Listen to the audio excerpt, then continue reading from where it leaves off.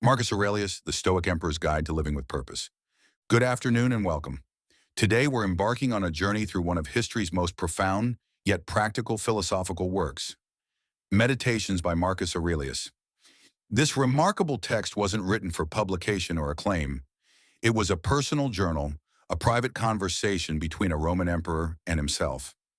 These reflections reveal how a man burdened by war, plague, political intrigue, and personal tragedy managed to cultivate inner peace, resilience, and virtue in the face of overwhelming challenges. Marcus Aurelius ruled Rome from 161 to 180 CE, during what historians consider the last era of the Pax Romana, the Roman peace. Yet his reign was anything but peaceful. The empire faced constant threats from Germanic tribes along the Danube frontier, a devastating plague that killed millions, economic crises, and the weight of governing the ancient world's greatest superpower. Through it all, Marcus wasn't just a ruler. He was the embodiment of Plato's ideal philosopher-king, a man who applied Stoic principles to the practical challenges of leadership and life. What makes meditation so timeless is its raw authenticity. These weren't polished essays meant for posterity, but honest reflections of a man striving for wisdom. As he wrote, "Nowhere can man find a quieter or more untroubled retreat than in his own soul." Let's explore the key lessons from his life and writings and discover how we can apply them to navigate our own modern challenges with the same grace and resilience that define this remarkable emperor. Lesson 1. Focus on what you control. You have power over your mind, not outside events. Realize this, and you will find strength. This fundamental Stoic principle formed the cornerstone of Marcus's approach to life's challenges. He elaborates elsewhere in Meditations. If you are distressed by anything external, the pain is not due to the thing itself, but to your estimate of it, and this you have the power to revoke at any moment. Marcus faced constant adversity throughout his reign. The northern frontiers were under relentless pressure from Germanic tribes. His military campaigns were grueling and dangerous. The Antonine plague, likely smallpox, devastated the empire, killing perhaps a third of the population in some regions. His co-emperor Lucius Verus died unexpectedly. His wife Faustina was the subject of scandalous rumors. Many of his 13 children died young, and his son and heir Commodus showed troubling signs of instability. Yet throughout these trials, Marcus returned to one Stoic truth in his writings. We cannot control external events, only our judgments about them. In Book 7 of Meditations, he reminds himself, "Things stand outside of us, themselves by themselves, neither knowing anything of themselves nor expressing any judgment. What then passes judgment on them? The ruling faculty." The dichotomy of control may be ancient wisdom, but it's remarkably practical for our modern lives. When you feel overwhelmed, pause and ask yourself, is this within my control? If not, practice the discipline of releasing your attachment to the outcome. If yes, then act with purpose and intention. Marcus provides a framework in Book 8. Remember that the ruling faculty becomes invincible when it rallies and relies on itself, not seeking anything that it cannot choose for itself, but satisfies itself with preferring what happens. In other words, accept reality as it is, then work within it. Consider how Marcus handled his relationship with his son Commodus. Historical accounts suggest Marcus was well aware of his son's troubling character flaws and the risks of him becoming emperor. Yet Marcus couldn't control Commodus's nature. Instead, he focused on fulfilling his own duty, providing the best education possible, modeling virtue, and preparing the empire as best he could. He couldn't determine what kind of emperor his son would become, but he could ensure his own actions were guided by wisdom and duty. Similarly, when facing the plague that ravaged Rome, Marcus couldn't stop the disease, but he could organize relief efforts, maintain social order, and demonstrate courage in the face of mortality. He channeled his energy not into lamenting the uncontrollable, but into meaningful action within his sphere of influence. In our own lives, we waste tremendous energy worrying about things beyond our control, other people's opinions, the economy, the weather, past mistakes, inevitable change. This misplaced focus breeds anxiety, frustration, and helplessness. Marcus teaches us to redirect that energy toward what we can influence: our judgments, responses, actions, and character. As he writes, the impediment to action advances action. What stands in the way becomes the way. By focusing on our responses rather than external circumstances, we reclaim our power and peace of mind. Practice this principle today. When facing a challenge, draw a mental circle of control. Place everything outside your influence beyond the circle, and focus your attention solely on what lies within. You'll find, as Marcus did, that this simple shift brings remarkable clarity and calm. Lesson 2. Amor Fati. Love your fate. A blazing fire makes flame and brightness out of everything that is thrown into it. This vivid image captures the essence of Amor Fati, love of fate, a concept Marcus embraced fully. In Book 10, he expanded on this idea. Accept the things to which fate binds you, and love the people with whom fate brings you together, but do so with all your heart. For Marcus, obstacles weren't just to be tolerated, they were to be welcomed as opportunities for growth and virtue. He viewed adversity as the fire that tempers steel, writing, "The art of living is more like wrestling than dancing, insofar as it stands ready against the accidental and the unforeseen, and is not apt to fall." This principle invites us to move beyond mere acceptance of circumstances to actual appreciation of them. When facing difficulty, practice these steps. Acknowledge reality without resistance. This is happening. Look for the opportunity within the challenge. How might this serve me? Act with virtue regardless of circumstances. What is the right response? Marcus guides us. Everything that happens is either endurable or not. If it's endurable, then endure it. Stop complaining. If it's unendurable, then stop complaining. Your destruction will mean its end as well. When Marcus's co-emperor Lucius Verus neglected state duties in favor of luxurious living and entertainment, Marcus didn't waste energy on resentment or complaint. Instead, he simply shouldered the additional burden, writing, "What is not good for the hive is not good for the bee." He transformed what many would see as unfair treatment into an opportunity to demonstrate responsibility and service. Similarly, when he faced betrayal from Avidius Cassius, a trusted general who declared himself emperor in 175 CE, Marcus responded not with vengeance, but with measured justice, and even expressed sorrow when Cassius was killed by his own soldiers. He used the rebellion as an opportunity to demonstrate clemency and wisdom, strengthening rather than diminishing his authority. Even in illness, Marcus found value, noting, "The soul becomes dyed with the color of its thoughts." His chronic health problems, likely including ulcers and chest issues, became occasions to practice patience and detachment from physical discomfort. Resisting reality creates needless suffering. When we fight against what is already true, we waste precious energy that could be directed toward constructive action. Marcus understood that embracing fate, not just accepting it, but actually loving it, transforms our relationship with difficulty. This doesn't mean passive resignation. On the contrary, it means engaged acceptance, acknowledging reality clearly so we can respond virtuously. As Marcus wrote, "The cucumber is bitter, then throw it out. There are brambles in the path, then go around." That's all you need to know. In our modern context, consider how this applies to unexpected setbacks.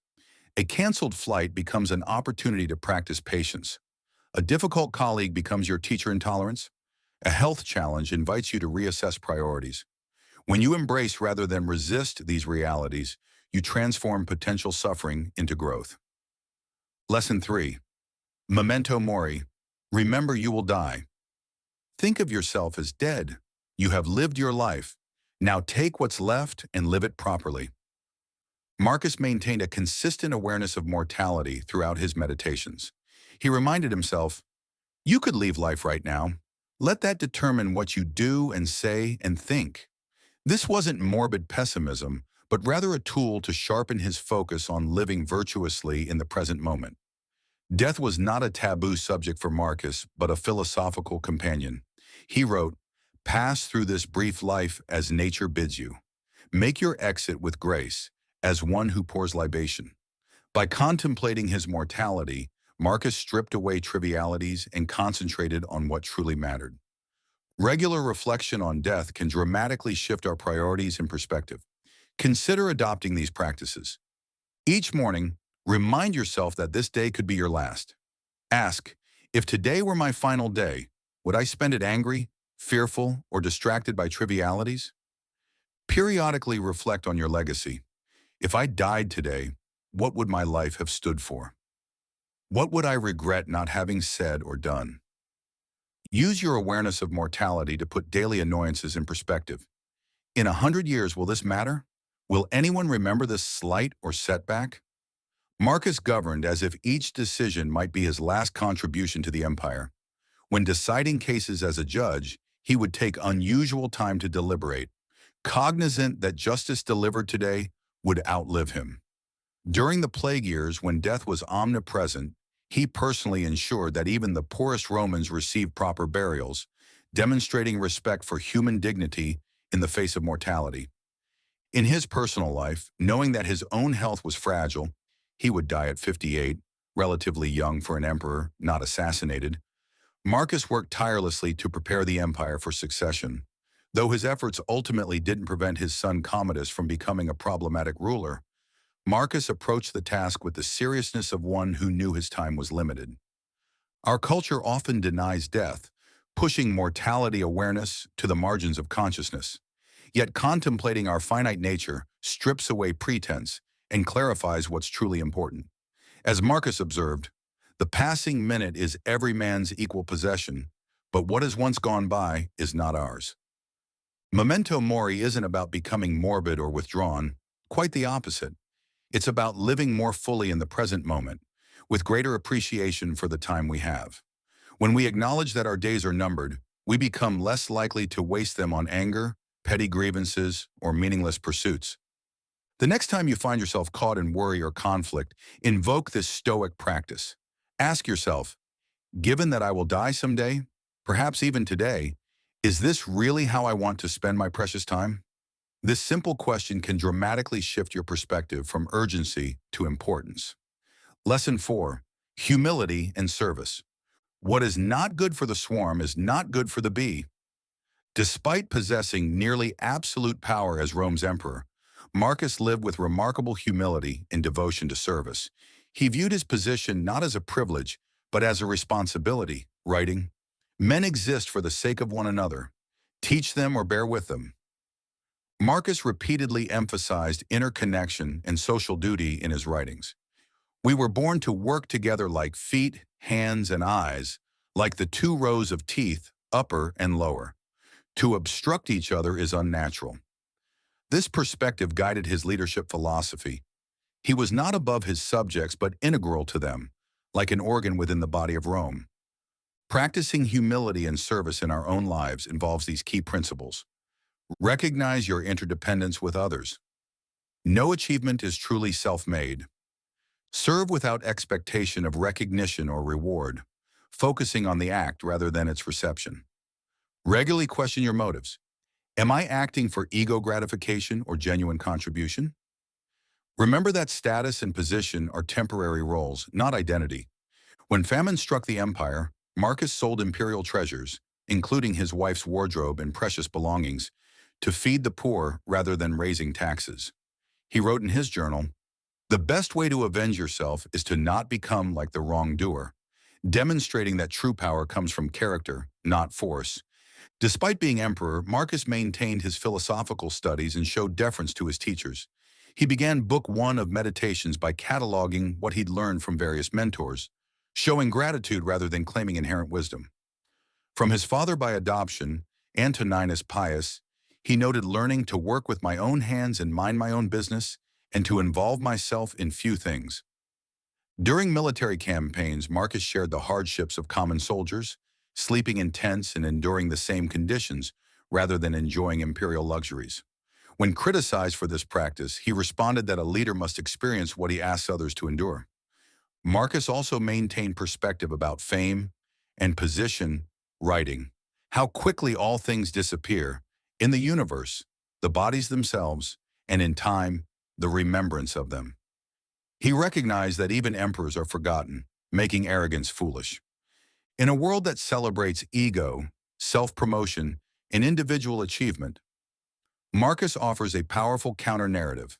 True fulfillment comes not from elevation above others, but from contribution to something larger than ourselves. Arrogance isolates, humility connects. When we see ourselves as superior, we build walls between ourselves and others. But when we recognize our common humanity, our shared struggles, hopes, and mortality, we foster meaningful connection. Marcus's leadership thrived precisely because he saw himself as a servant, not a sovereign. He wrote, "A man's worth is no greater than his ambitions," by which he meant not material success, but ambition for character and virtue. By focusing on contribution rather than acquisition, he found purpose beyond power. Consider how this applies to modern leadership roles, whether as a parent, manager, teacher, or community member. How might you lead with less ego and more service? How can you use whatever influence you have for collective benefit rather than personal advancement? Lesson 5. Journaling for self-reflection. The soul becomes dyed with the color of its thoughts. Meditations itself stands as powerful evidence of Marcus' commitment to self-reflection.